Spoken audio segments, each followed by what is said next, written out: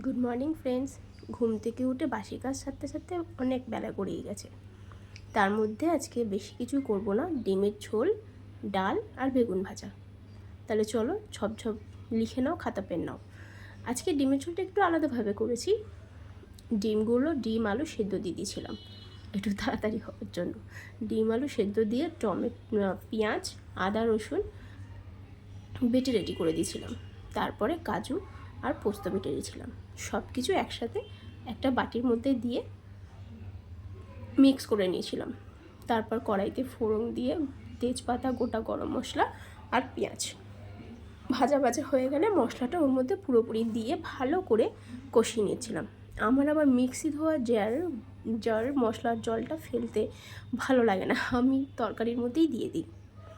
তাহলে চলো মিক্সি ধোয়া জলটা দিয়ে আস্তে আস্তে করে আমরা পুরো নুন, হলুদ, লঙ্কা গুঁড়ো, গোটা লঙ্কা, আমাদের তো বেশি ঝাল খায় না, একটু কম ঝাল দিয়ে পুরোটা ভালোভাবে মশলাটা কষিয়ে নিলাম।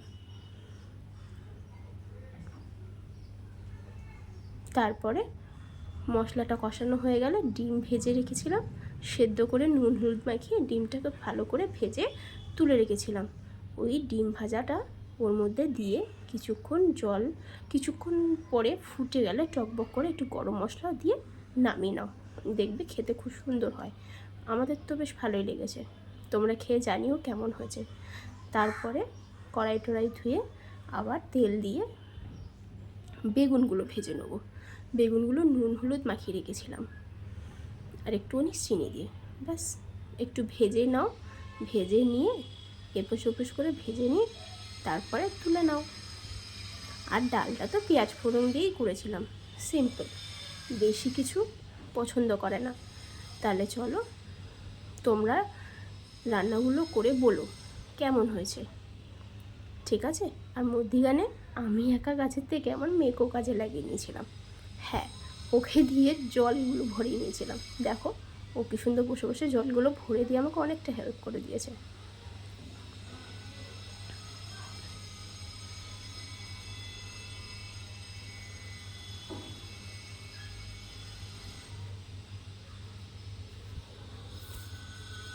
দিন এইভাবেই গেল। তারপর খেয়ে দিয়ে বাসন কোসন মেজে রেস্ট। ঠিক আছে, তাহলে তোমরাও করে দেখো কেমন হয়েছে বলো, ঠিক আছে? ভালো লাগলে কমেন্ট শেয়ার করো।